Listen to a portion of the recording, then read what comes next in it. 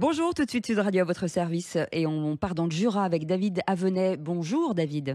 Bonjour. Vous êtes co-gérant de l'art du vitrail, vous êtes vitrailliste, un savoir-faire de l'artisanat d'art, c'est encore assez rare aujourd'hui. Oui, on est quelques-uns, surtout à Châtillon-sur-Chalaronne, qui est une ville labellisée ville et métiers d'art.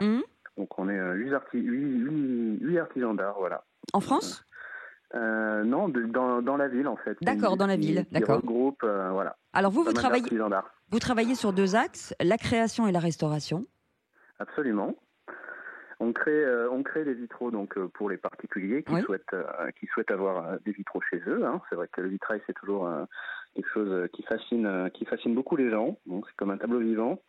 Et on restaure le patrimoine, hein, les vitraux des églises qui ont besoin de restauration à peu près une fois par siècle. Voilà. Alors j'ai lu qu'il qu'il avait fallu à peu près 50 ans pour recenser le nombre de vitraux anciens en France. Visiblement il y en aurait 5000, ça me paraît peu ou beaucoup. 100 000, alors je ne sais pas si 5 on a 000, 5 000, pas 100 000, 5 000. 5 000, oh, mais Oui. il y en a, Ah à oui, mon c'est avis, ça. plus que ça. Chaque église en France, chaque village, pardon, a son église. Donc, en France, je sais pas combien il y a de communes, mais déjà, ça fait déjà pas mal d'églises. Ouais. Et dans chaque église, il y a quand même pas mal de vitraux. Oui, c'est Moi, ça.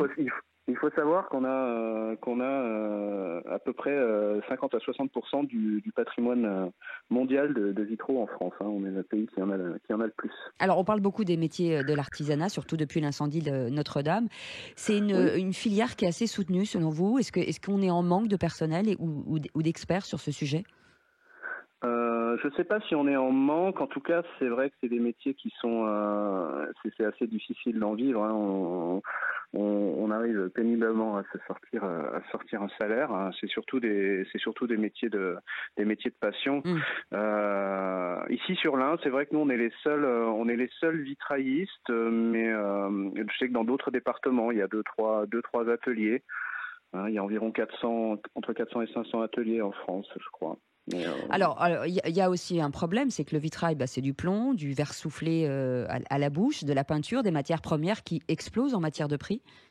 Oui, exactement. Ça, on est très impacté par les hausses de prix, notamment au niveau de l'étain, par exemple, qui a pris plus de 100% d'augmentation.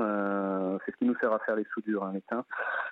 Voilà. Et puis après, il y a le problème du plomb aussi, qui est une matière évidemment dangereuse pour la santé, donc contre laquelle on doit se protéger, et qu'on tend à essayer de nous interdire actuellement, parce qu'il y a comment on appelle ça, une initiative européenne là pour essayer d'interdire le plomb sous forme métallique. Et ça veut Voilà. dire que vous pourriez le remplacer par quoi?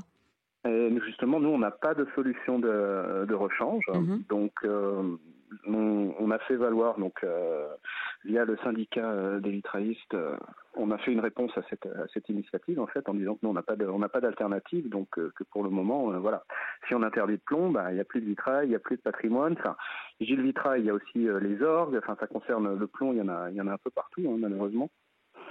Voilà. Un sujet à suivre, hein, hyper intéressant, parce que c'est vrai qu'aujourd'hui, si on enlève la matière première à des métiers comme vous, qui sont des métiers d'art, ça va être très compliqué. En tout cas, merci David Avenay d'avoir été avec nous ce matin. Vous êtes co-gérant de l'art du vitrail et vous êtes... À Châtillon-sur-Chalaronne. Dans la... D'accord. Et ben merci en tout cas Voilà. d'avoir été avec nous. Dans un instant, le Grand Matin Sud Radio avec Patrick Roger. Et on se retrouve à 17h pour les vraies voix. À tout à l'heure.